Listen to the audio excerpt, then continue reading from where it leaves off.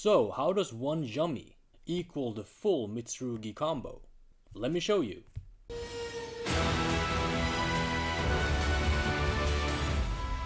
Any one Yummy will do, but preferably open with Cup C, because the Cup C can add you surprise on summon before you do the combo, and thus you have some counterplay to their potential hand traps.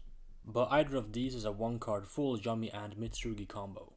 Say we open with Cup C and any blank discard to pair with it. We start by normal summoning the Cup C and adding surprise to our hand. Then we link the Cup C off into the link 1, Snatchy. We use Snatchy's effect on summon to grab the field spell in Mignon, which is activated to our field thanks to Snatchy. Here we use Mignon's effect to reborn the Cup C from our graveyard, and we synchro away the Snatchy and the Cup C into a Cup C way. With the Cup C way, we add a cookie and a lolly from our deck to our hand, and we discard a card. When you go first, you open with 5 cards, so you will have the blank discard for this combo. And keep in mind that there are many ways to enter into this combo. You can draw something like Engage, which is also a full Yummy combo. And if you were to open your 5 card hand, then it would include something like a Habakiri or a Prayers. Along with any of your Yummy starters, you can sequence the combo way differently, in such a way where you beat hand traps way more efficiently, and you don't need to access the Mitsurugi engine off of Herald of Arclight. And thus you would also have a negate on the field, as well as the card you pitch could be one of the cards you got from the Mitsurugi combo that is not going to be activatable anyway. The Mitsu engine ends on a Habakiri in hand, so if you open with the Mitsu cards, you can go into Cups and then discard the dead Habakiri at the end, thus saving your potential non-engine that you drew in your hand.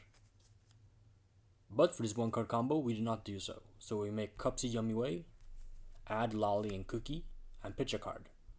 Here we summon one of the Yummies from our hand.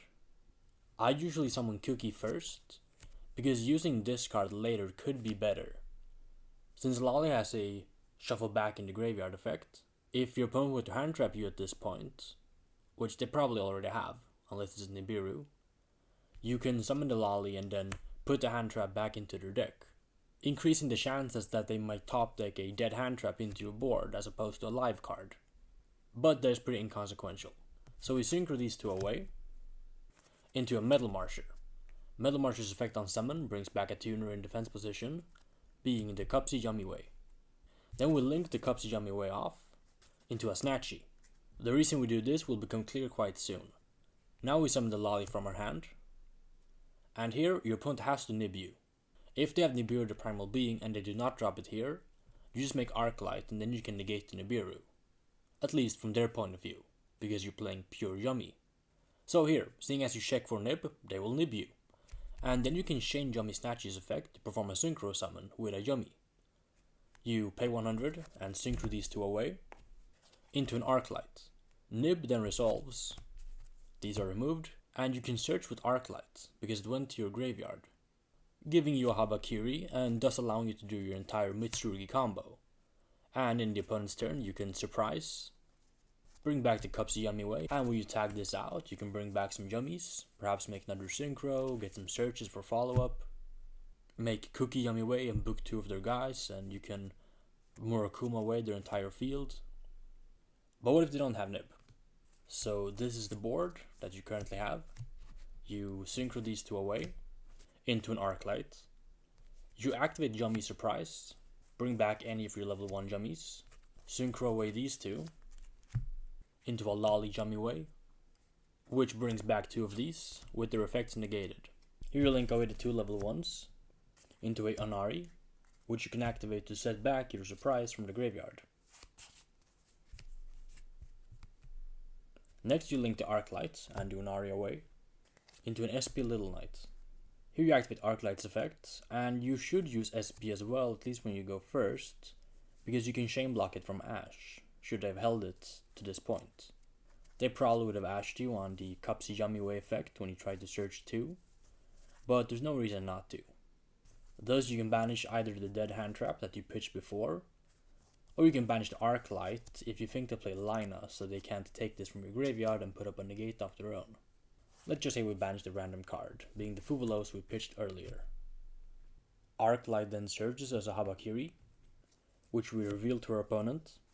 To summon and tribute Saji, then we use Saji's effect to add Ritual. We play Ritual to summon from our hand by tributing Kusanagi and Aramasa from our deck. We activate Kusanagi as Chain Link 1, Aramasa as Chain Link 2. We add Habakiri and add back the targeted Ritual. We activate Ritual to summon from our deck. Summon Murakumo by tributing the Habakiri. And you activate Habakiri's effect in the graveyard to add our prayers. And then you probably bring back the Habakiri. There is an argument to not do so, because you are clogging up your field. When the Lollipop eventually tags out, it summons back 2. And when you do so and bring back the Cupsy Yummy Way we summoned earlier, as well as any of your 1-stars, you're just filling up the board a bit too much. However, what will probably end up happening is you do summon this back, because you don't want them to attack over the SP, and you just use SP to face this out and one of their cards. Thus you still have plenty of space to play. For example, you may want to use prayers to bring back the Kusanagi from your graveyard, thus clogging up the board even more so. Or as we talked about in the side deck, when you side in the Chaos Angel, or if you were to just main this card in the extra deck, it could definitely come up here where you can make Chaos Angel with a Yummy Synchro or 2 level 1s, and either the Habakiri or the Murakumo. Preferably then you used SP to face out, and you can make the Chaos Angel in the EMC, thus saving up some space in your main monster zone. But usually what you end up doing here is either going for a Cookie Yummy Way with the Snatchy Summon, or another copy of Herald of Arclight. This board is way more threatening than the typical Yummy board, and you present lethal even if they do banish the Mignon, because the Mitsurugi cards are just so big.